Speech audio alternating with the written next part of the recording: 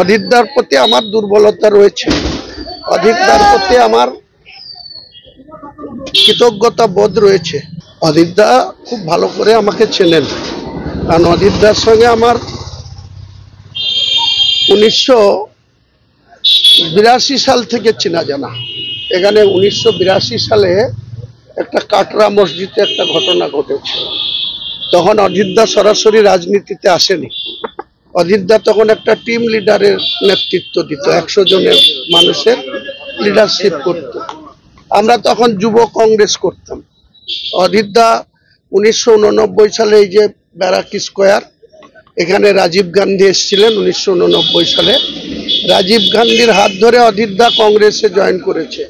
তার আগে অধীরদা forward block করেছেন, আরএসপির সঙ্গে সুসম্পর্ক রেখেছেন, তুষার বাবুদের সঙ্গে রেখেছেন, শেখর বাবুদের সঙ্গে রেখেছেন, এসব ছেড়ে দেন। কিন্তু কন্টিনিউ 1989 থেকে অবধি তিনি কংগ্রেস করছেন। কংগ্রেসের বলিষ্ঠ নেতৃত্ব দিয়েছেন। এই জেলায় 5 বারের সাংসদ হয়েছেন, একবারের এমএলএ হয়েছেন নবগ্রামের।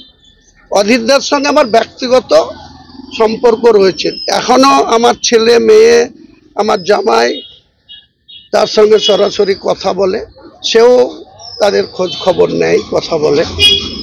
আমি বছর 2 থেকে তার সঙ্গে কোনো কথা বলি না বা যোগাযোগ রাখি না।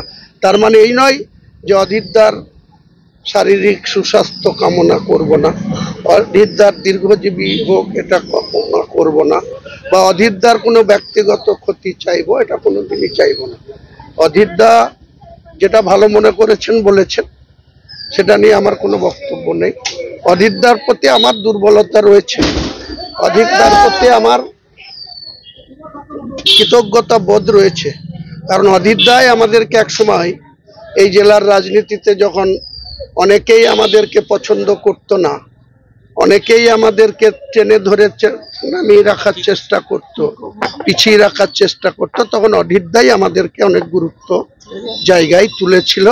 এবং একটা সময় 2001 সাল থেকে 2012 সালের 16ই নভেম্বর পর্যন্ত অধীরদা আমাদেরকে অত্যন্ত স্নেহ করত এবং আমাদের কাছে আমরাও অধীরদাকে কোনো কথা বললে সেই কথার অনেক গুরুত্ব পেত।